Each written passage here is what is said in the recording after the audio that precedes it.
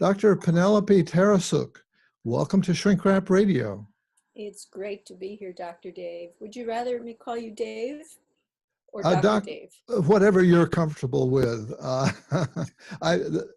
Dr. Dave is a little, what do you call it? It's for the show, and ordinarily I don't ask to be doctored. Okay.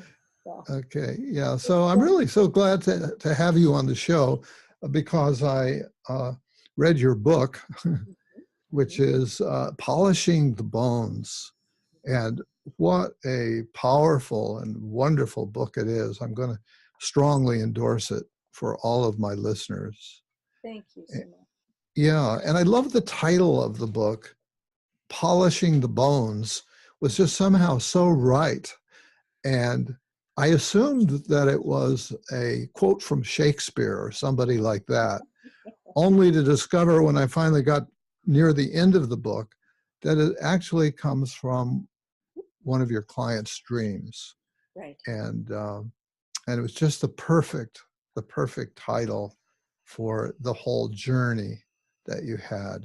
Mm-hmm. And as you say in the introduction, your book is the story of a long and deep psychological treatment that you undertook with a middle-aged woman whom, for the purposes of the book, you call Laura. And you worked with her over the course of 7 years.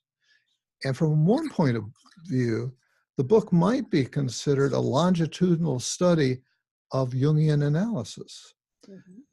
And I don't think I've previously run across such an extended and in-depth account of a Jungian analysis with a single patient. Mm-hmm. Is it unique in that respect?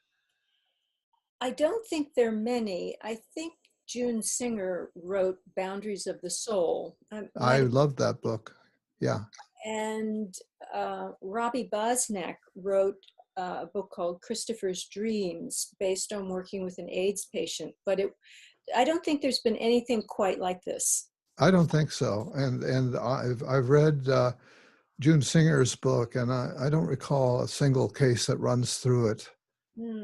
I could be wrong, but I taught out of that book for many years. Oh, good. Well, you know, Dave, Dr. Dave, either way. I wanted to do many things. One is I wanted to invite people into what Jungian work can be like, because many people won't actually go through a Jungian analysis, but they might be curious and they might want a taste of depth work. So I bring them really right into me to take this journey with me. Yeah, and one of the things that I really treasure about this book is that it's something that can be appreciated both by an absolute novice who's just curious to find, well, what is this Jungian stuff about? All the way to somebody who's, you know, an analyst themselves. That's right. Yeah. So I think it can really covers the waterfront in an amazing way. Mm-hmm. Thank you. So dream work is at the core of much of your work with Laura, and I guess in your work generally. Mm-hmm. And she seemed to arrive at your door really ready to, let me just back up. I skipped ahead a little bit. Mm-hmm. There's no way that we can cover the entire story here in the hour that we're going to have together. And I really wrestled with, my goodness, how am I going to do this interview? But I think it came to me, and we'll see at the end if you agree. So there's no way that we can cover the entire story, but maybe you can kind of frame it for us a bit and give us the setup for it. Well, the setup was a woman called me one afternoon asking to start work with me. And she seemed quite determined to do the work, and she seemed determined to see me. She received a referral. And I would say she was extremely ready to bloom into the work. She was motivated. She had the time and space. Anyway, we made an appointment, and as I said in the book, I told her that I would be moving to Santa Fe, you know, within a few years, You were in Massachusetts, Yes, right? just outside of Tufts University near Boston. Yeah, which is where I trained at the C.G. Jung Institute of Boston. Anyway, she said even though I was going to move, that was fine. She wanted that, so we made an appointment, and she arrived really ready to work. She brought journals. She had already been practicing her own dream work. She was she had 1 year of college, by the way, only 1 year. She was one of the most well-read, serious students of the psyche and psychology and many, many things, art and design. It was really, so she was ready and she could do it. And she had had some therapy previously, right? She came to me when she was about 56. She'd had therapy at age 25 briefly when she had a mastectomy for it was breast cancer, and she was treated for that with a radical mastectomy. And during the operation, the hospital, a very famous West Coast hospital, at that time did not screen blood properly or thoroughly, and was given hepatitis B and C. So she had therapy around that time, around the illness, but she had marital issues that were really coalesced into something very obvious with her husband. And so between leaving her marriage and her illness and kind of a sense of betrayal by the medical profession and well, many things came together. And so she sought a psychiatrist and had a very good experience with a man. So that's the therapy that she had before she came to you a number of years later, right? Correct. Yes. Yes. Yeah. And so as I started to say before, dream work is at the core of your work. And she arrived so ready because, as you point out, she was already keeping a dream journal. I guess she was an artist along with everything else that she was managing. She was also a mother. She was the mother of 2 adult children at this point, an older daughter who in her teenage years had a car accident, hit her head, and I'm sure there were many other pieces to this, but she decompensated, was very depressed, and attempted suicide at home, and was removed and treated inpatient for some time. She had attempted suicide, and basically over a period of years continued to unravel and was diagnosed with schizophrenia. And remained, and probably remains, in residential treatment. There was a younger son who had to go through all this loss himself, losing a sibling that way. Anyway, so she had 2 grown children at that point, yes. Okay. So getting back to dreams, what can you tell us about your approach to dream work? Oh, I haven't prepped you at all for this, so you're just going to have to take the questions as they come. all right. Well, one thing I would say is someone comes in, they often, because they know I do this work, they will either bring a dream because I've said, please bring a dream with you, preferably one you've just had, or if there's something important from before, bring it. And I would say I meet a dream much like I'm meeting a stranger, like I'm meeting you. You know, at some level, this is a dream, you know. And Yep. I'm open to what it's about. I'm paying attention to the structure of the dream, the symbols, the dreamer's language, their position, their breathing, all of that. But listening really deeply and listening to how the dream affects me. And in the book, I write quite a bit about my experience that I never share with the patient at all. There's so much stuff going on in me. And I want to stay out of the way because I want to hear what they have to say. And in Jungian work, often the initial dream is quite important. It can be seen as prognostic. But, you know, it really is an adventure because it's like I'm coming into a new land, and I've done this work for many, many years, you know, totally 50 as a therapist, but as a Jungian since 1988, and I have come to trust the self. I've come to trust what the self wants me to know, but also that the self is there's a self-healing capacity in all of us. And I feel very privileged to meet a new client and work on dreams. And also, I mean, in this moment, I feel privileged to have this opportunity to share with you. Yeah. So, Yeah. Yeah. I get that sense of privilege, you know, reading the book. By the way, mhm.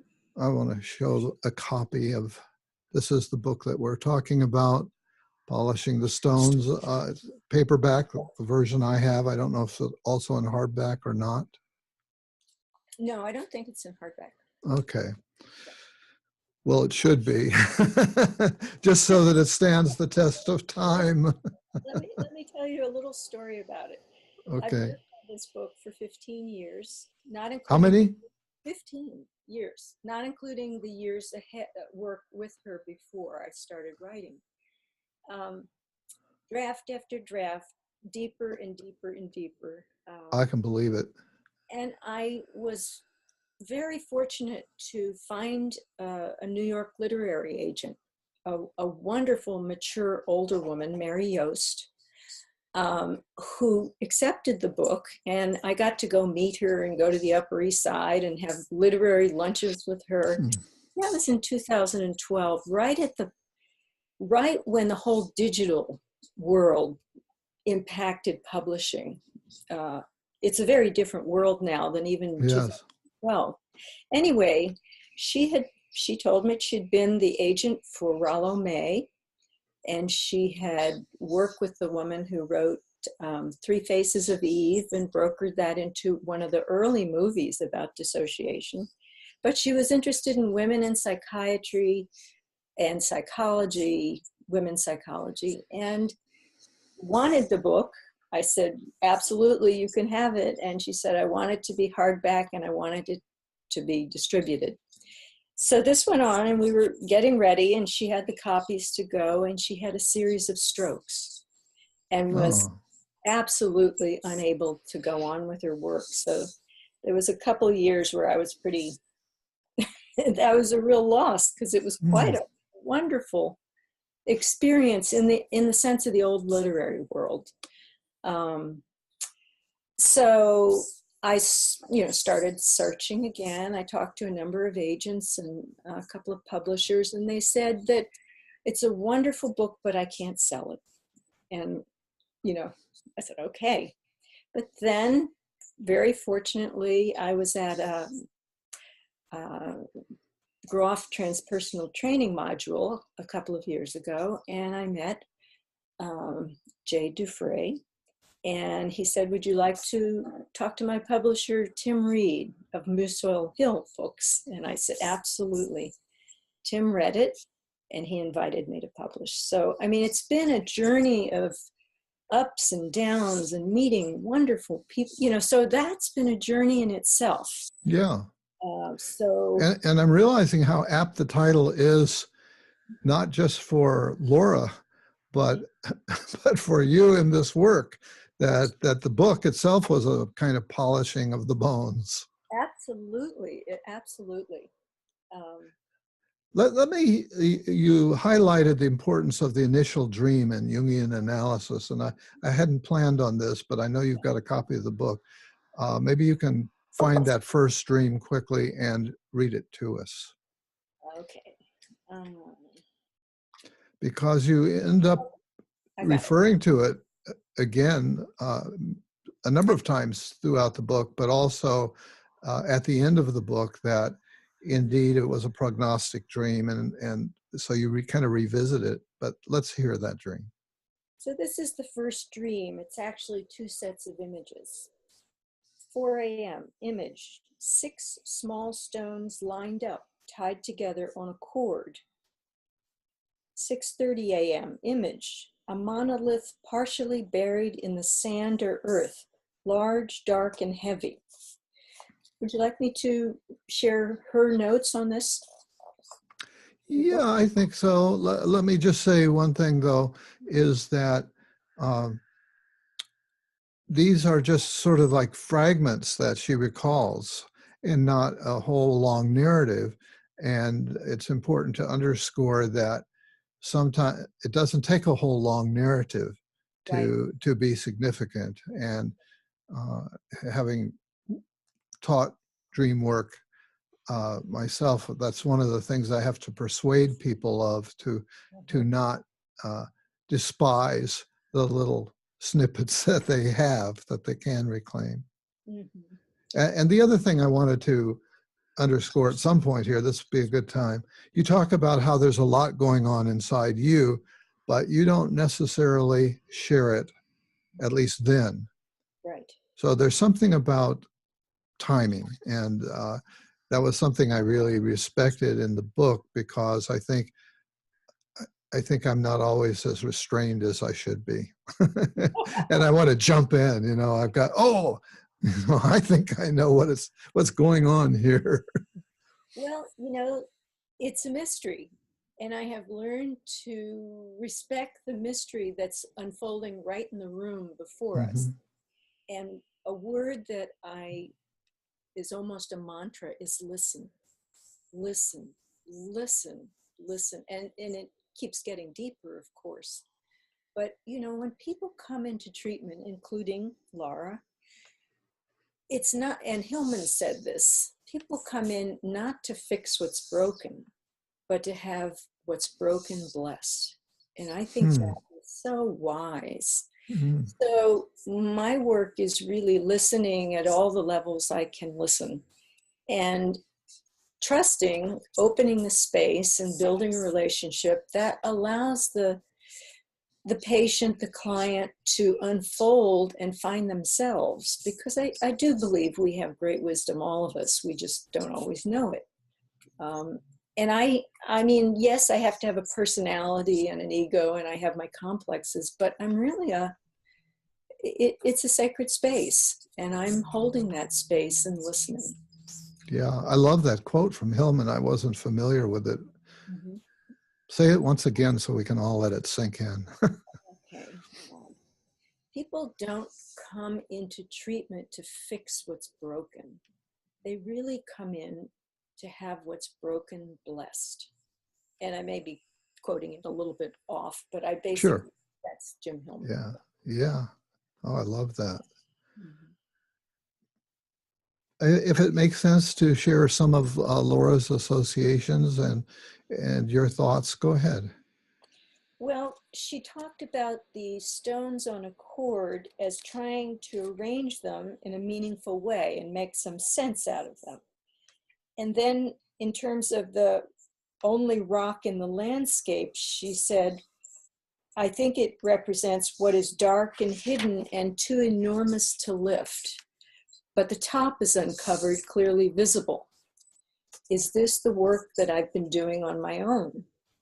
And the stones also may represent my arrangement of hope for relief from coming to work with P, or coming to work with Penelope in analysis. And we worked with all of this for a long time. But for me as an analyst, to hear of someone unearthing essentially a monolith in their first dream, not their ego unearthing, but the psyche bringing this, honestly, it's probably one of the most profound first dreams I've ever heard, because it's beyond human. It's more about the elemental core of the earth and the mystery, because clearly this cord of stones and this monolith were shaped by some other force. beyond the personality. So it was like glimpsing at the Philosopher's Stone right as the door opened. And but to really understand this and to work with the mystery of the Philosopher's Stone or life itself was going to take time and a relationship that was trusting and safe. Yeah, yeah. And her dreams, as this one evidences, were a mix of personal and the archetypal. Yes. And maybe you can comment some on of the archetypal themes that emerged over the course of your work together over 7 years. Well, that dream led to associations around the movie 2001, A Space Odyssey, which came out in 1968, and it was very meaningful to her. And the themes within that film, which is, gosh, I guess it's a cult film by now, journey, life and death, the personal human experience and the cosmic experience, life, death, rebirth. There's also a theme in terms of working with the mechanical, artificial intelligence and the human. I don't think that's resolved in the dream, but it does bring it up, which I think we're dealing with now, collectively. And let's see, and the loneliness of the astronaut, the loneliness of the spiritual seeker, the loneliness of being a human in the cosmos. Even with help and support and connection, we face the unknown when we die. So that's some of that. And the cord was, among other things, it could have been a necklace, it could have been a counting rope, it could have been symbolic of the 6 people that are most important to her in her life. But it was arranged by apparently something or someone human. And it was about organization and order. And it could have been about linear time, whereas the stone was more about eternal time. And so how do you decide when to focus on the personal and when to focus on the archetypal? I don't think there's a rule about that. I usually start from the dream and honor the symbols, and it inevitably, as someone starts talking about something, for instance, the stone took her back to 1968, and it took her back into the inception of a relationship that led to a long marriage. You know, I mean, it keeps opening up. There isn't a specific order.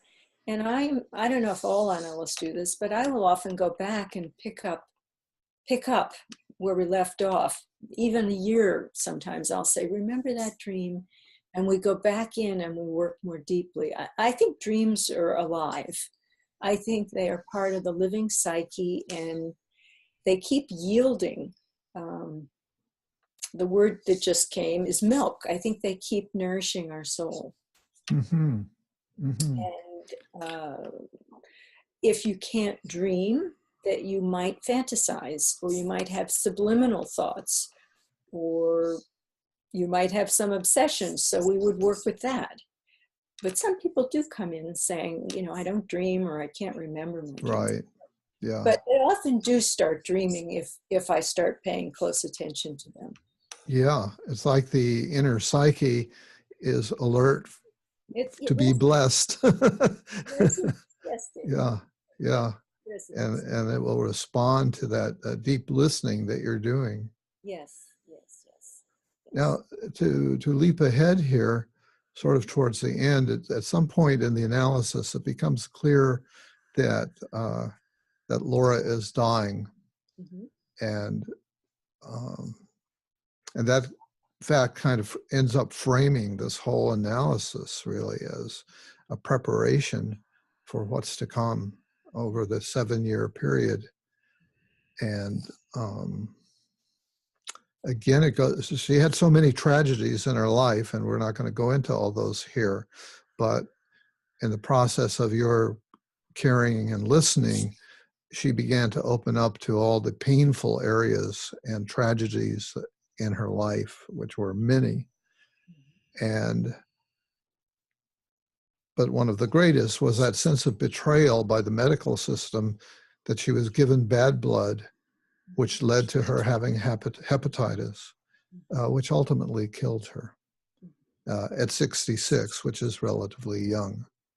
And so a great sense of loss and a real struggle to come to terms with all the pain in her life, all the tragedy.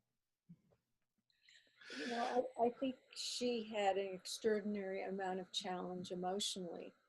And part of what was so unusual is her capacity to be curious and to keep opening and to honor the challenges, of which she had many. Just fell into a deep hole there. Oh, that's okay. Well, she brought a lot of strength to it. And there was all this damage on the one hand, but on the other hand, she brought extraordinary strength and courage. Is that what you're getting at? No, what I was going to say is that I think there is so much unexperienced grief in most people. I would say the importance of the grief work takes us deeper into the self, and it takes us into that dark negredo place that many of us avoid. But it's from that depth that we find really the gold and the diamonds, but we have to be willing to go into our own suffering. And I and many other people in this field have the capacity to hold that space while people experience their losses. And from there, they reassemble and can grow. Yeah, I wanted to ask you about that, because it really comes through in the book how you had to sit with her pain, which probably triggered a lot of stuff in you as well. And to be able to sit with that is remarkable. I was very impressed by that. Well, how do you take care of yourself to be able to bear that?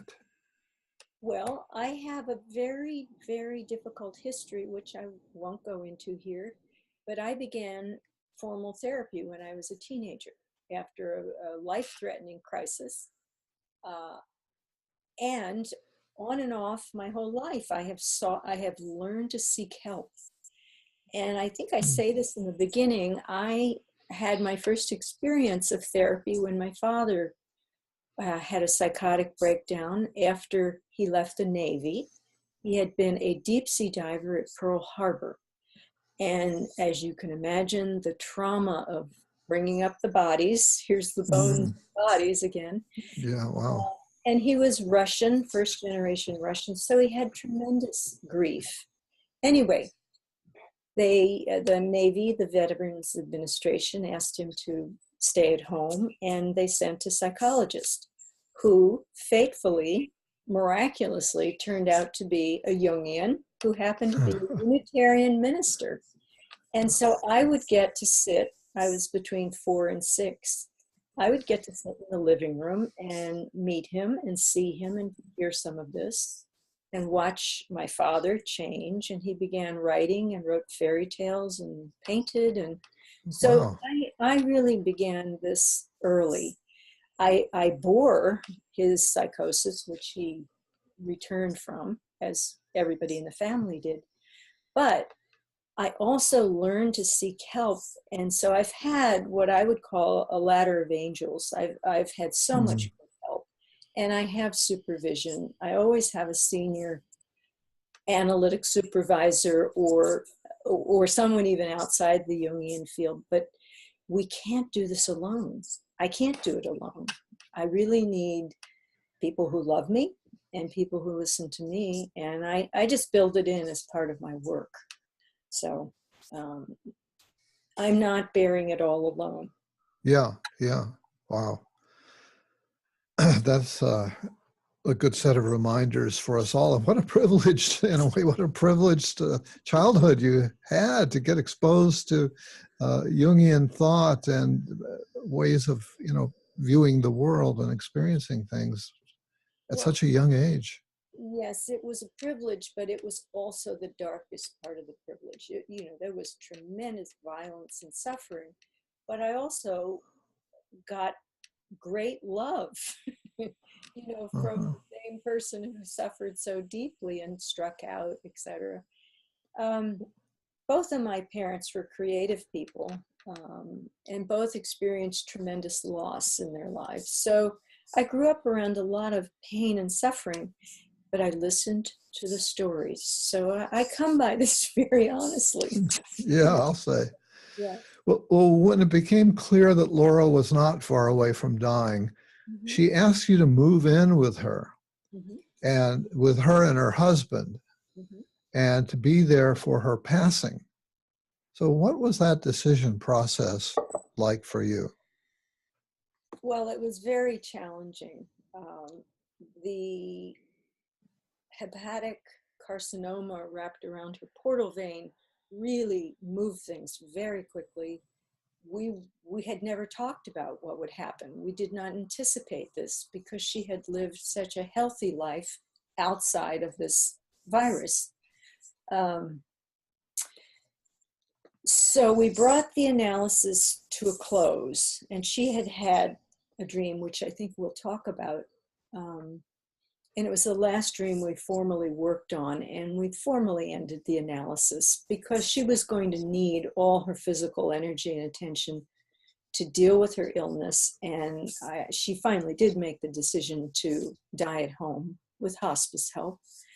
But after we terminated the formal work, she and her husband continued to talk, and she said she wanted me to come and help her die. He totally supported her. So she called and asked me if I would consider that. And I really didn't know what to do. I can Dr. imagine. I, Yeah. I said, give me some time to think about this. So I consulted with various, senior people, and I tried looking up research and reading account, but I couldn't find anybody who'd done it like this. Um, so I decided that I wanted to be there and that I would continue with my supervisor.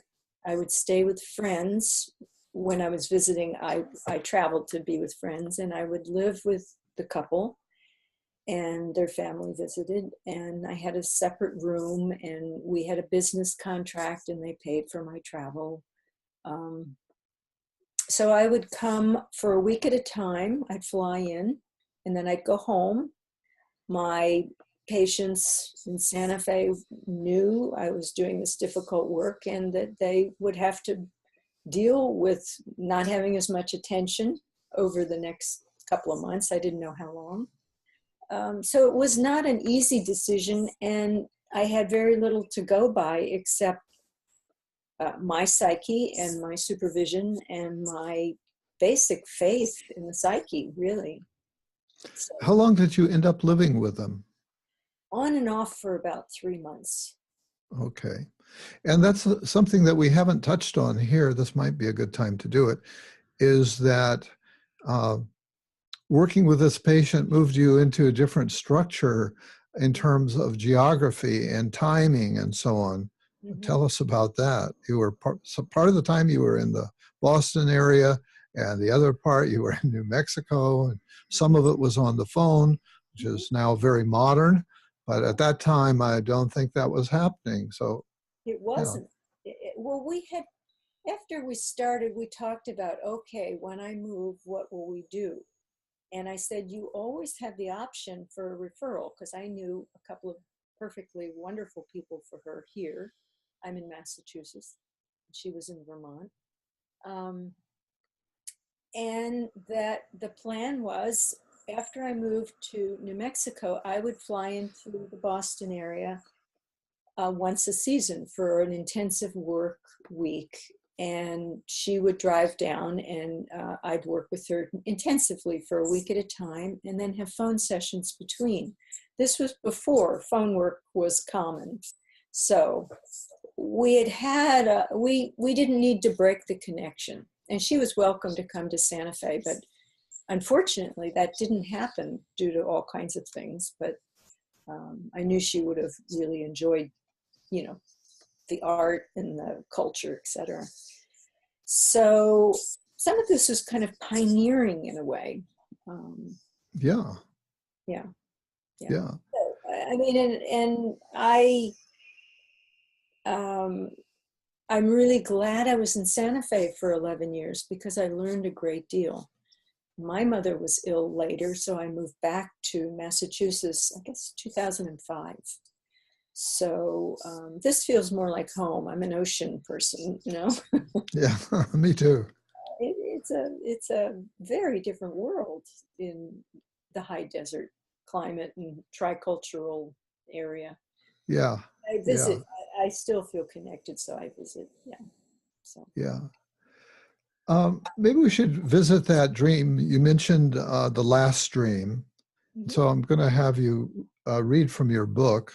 Okay. For those of you who are following along, after you rush out and get the book, it's page 116 is where we're going to start. And This chapter is called Laura's Final Dream of the Analysis, and she had this after her diagnosis, right before we stopped our formal analysis. So it's the last one we really worked on together in a fresh way. So the dream comes after Laura's impossible few days, that is trying to integrate the diagnosis, which was terminal. After Laura's impossible few days, she has a dream of terrible devastation, which she shares with me in a phone session. I feel that this dream will be a message from her unconscious describing the devastation of her disease and her impending death. She writes it down in her dream notebook and makes a small pen drawing of a bone set with precious stones and wound with strong colored silk threads of silk. She said she will send me a copy of the dream and the drawing in the mail. And she shares this. And when I hear it, I know she's preparing herself for the unknown. So here's the dream. I've come to the aftermath of terrible devastation, where people have experienced some great destruction, widespread loss of loved ones, an epidemic? ?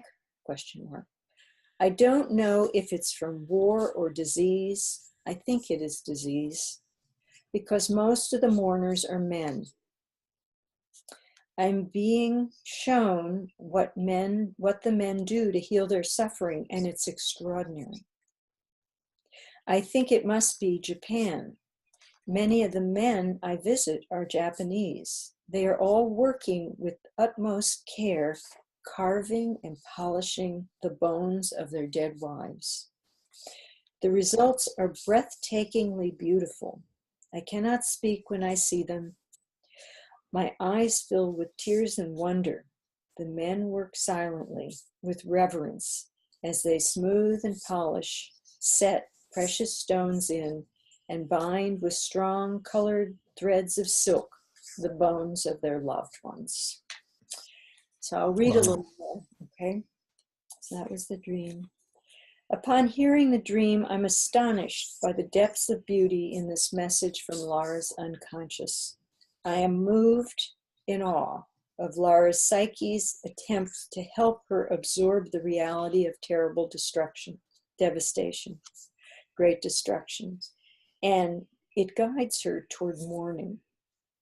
Shaken by the powerful realities quickly unfolding, I'm trying to find my way in this new territory. Active dying has never been a part of my experience or analytic training. I take notes, writing down what I can as Laura tells the dream over the phone. At first, she talks about the dream as if it's about other people, another place, another time. not what's happening, not here and now happening to her. I stay with her trains of thought as she tries to make sense of the dream's meaning and to cope with her overwhelming feelings. She says, the men in the dream are Japanese, survivors of war and disease, and survivors of the atomic bombings of Hiroshima and Nagasaki. They have experienced truly catastrophic events and losses, yet their culture survives such unearthly devastation. Lara associates the dream to her familiar experience.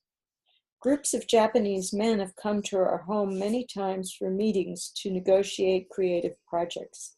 I joined them for many dinners and evenings of discussions ranging from the arts to the effects of the war. When I went to Japan with Jean, my husband, on business, I studied the extraordinary craftsmanship and attention to exquisite detail in the artwork. I feel that the Japanese men I knew could do what the dream is describing, ritual practices and putting their heart and spirit into their intricate arts. I think it is disease because most of the mourners are men. The dream is telling Lara that women, wives, have died from an unknown disease. Lara is being shown what the men do to heal their suffering. Her dream is assisting her with overwhelming realities and helping her prepare her husband for mourning. The dream is showing her something breathtakingly beautiful and extraordinary, evoking tears and wonder. The adjectives she's using are of grand scale, indicating the personal and a greater collective experience. The catastrophe, the grief, and the beauty are taking place in an exalted realm of experience, in the archetypal realm of the self. Lara is grieving through this dream and finding a way of acting in the face of annihilation through creativity and imagination. Grief work can be profoundly creative. It is important that the work be performed with reverence, thoughtfully, carefully, and with a spiritual sense. The artisan's handwork gives grief a personally felt, nonverbal form and a barely tolerable beauty. So, Yeah, thank you for sharing that with us. And she went on to, in the process of dying, she gathered friends and family, and there were rituals that kind of emerged, I guess, from the group and her husband. And so there was this circle, and you go through that process. You describe a lot of that process, and people might, thinking about their own mortality, they might find some good ideas there.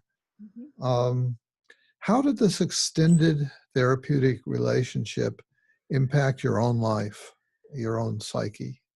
Just a little question. Big question, I know. Well, it clearly changed me. I can remember one moment when I was sitting near the bed, I don't know how many days or weeks before her death, but I felt a belonging that was so extraordinary.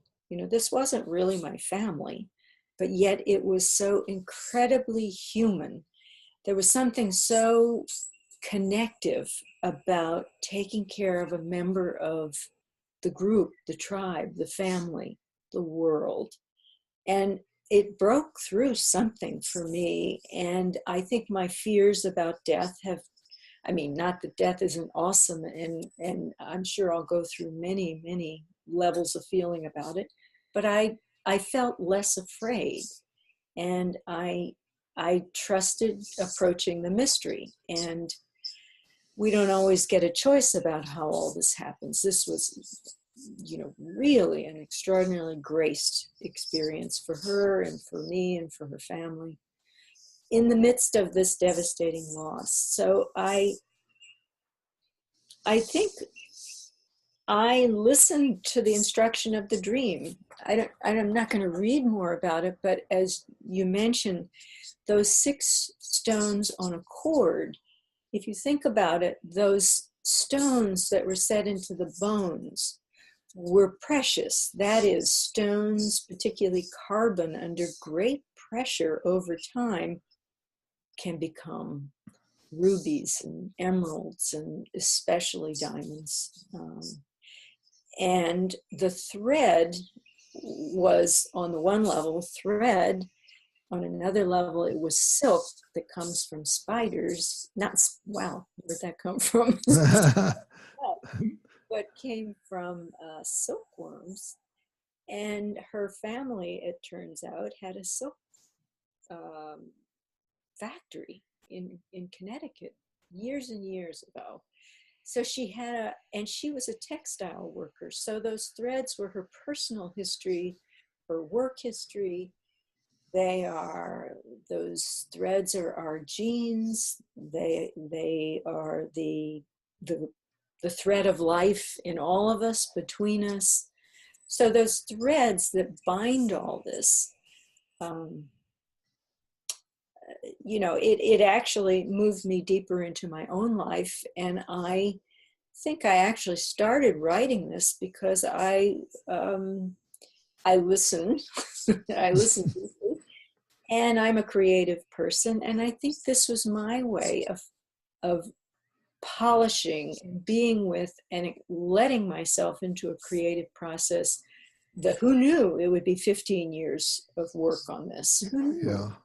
And I have become a writer in the process because art has always been my medium.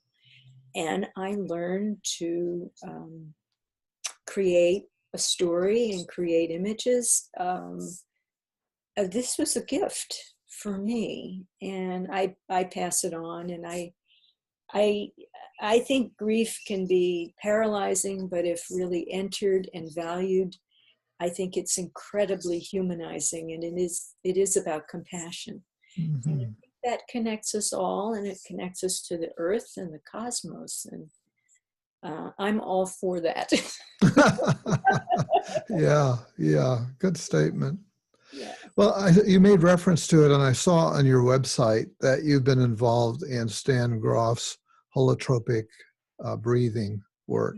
Mm-hmm. And I'm curious, where does that fit in? What drew you to that? What are you getting out of it? I mean, you've already got all the degrees and certificates and trainings one would need. Where does this come in? This is a really great story. Here are the threads that I'm talking about. I met Stan in 1972. I was in graduate school. I had one profound, incredibly life-changing LSD experience. I modeled it on the Good Friday experiment, if you read about the early work that was done.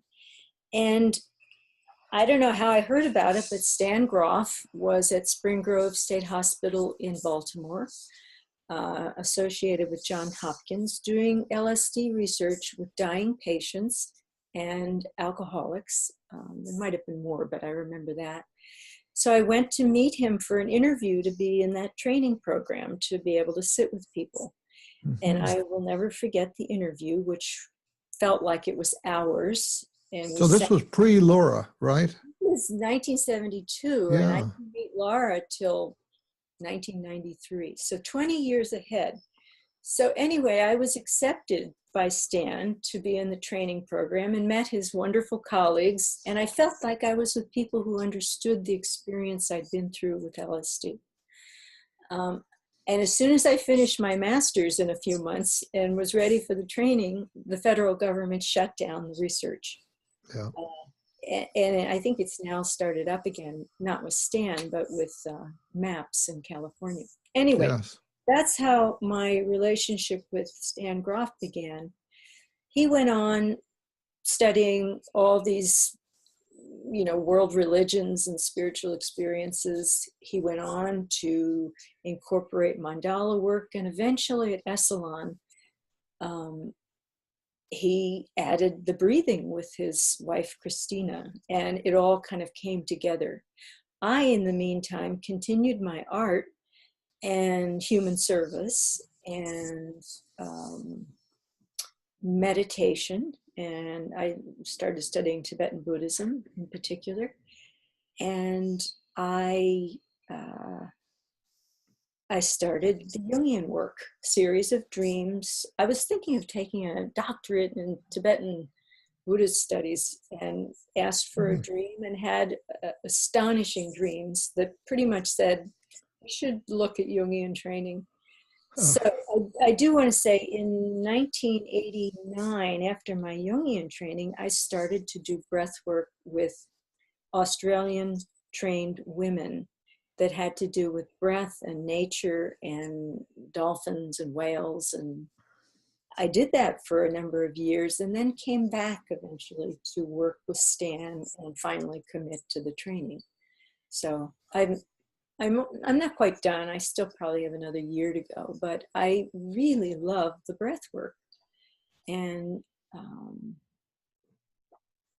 I do believe actually Stan had spoken to this person at an earlier time.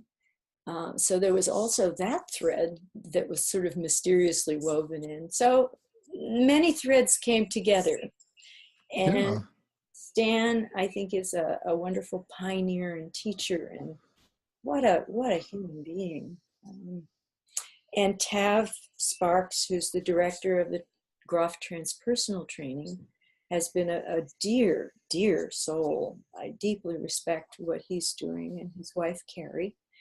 And there are just a lot of wonderful people. I like the community. I like the training. I respect it. It's very different. Many people can't afford analytic work, whether it's a year or 5 years. It's not going to happen. But the holotropic breath work can be a taste of something very profound, and we often need help integrating it with a therapist or friends or community. But it's a way of touching these archetypal transpersonal experiences in a relatively safe setting, and I respect that. yeah, Lots of people won't do analytic work, but they may taste this. So it all yeah, comes together for me. sure. And I'm struck by the way that you were precognitively working with death and grief well before the experience Yeah. of Laura arriving on Well, your couch. yeah. Well, I didn't study with Dr. Kubler-Ross, but I met her and studied with one of her students, and I was in my 20s. I think my early experience, um, particularly with my father's descent, and he was very philosophical. I just felt, very fortunate to have my imagination and my spiritual feelings supported, really, traditional and non-traditional. So I guess I've always been kind of a pioneer of sorts in my quiet way. Yeah, yeah. Well, I think this might be a good place for us to wrap it up, unless there's something that you want to say that we didn't get to. I want to thank the many people who have supported me in my training and in my writing and even connecting me to you. We don't do it alone. So I thank you for taking the time to talk to me and read the book and to read my book. I'm so glad you did. Yeah, me too. I can't always do that because I'm generally doing an interview a week, and sometimes I can only like a bee just or a hummingbird just suck out a little bit of the sweetness out of a book. But yours really compelled me to Thank you. hang in there. So Encourage. yeah, And I yeah, trust, I have faith in the message of this story. yes, And yes, the last comment will be, Laura was an incredibly generous soul who wanted to share this so it might be helpful to others. And it was with her permission and her husband and Laura. gave me. Okay. So, okay. Thank you, Yeah. Dave. Yeah. Well, Penelope Tarasuk, thanks for being my guest on Shrink Rap Radio.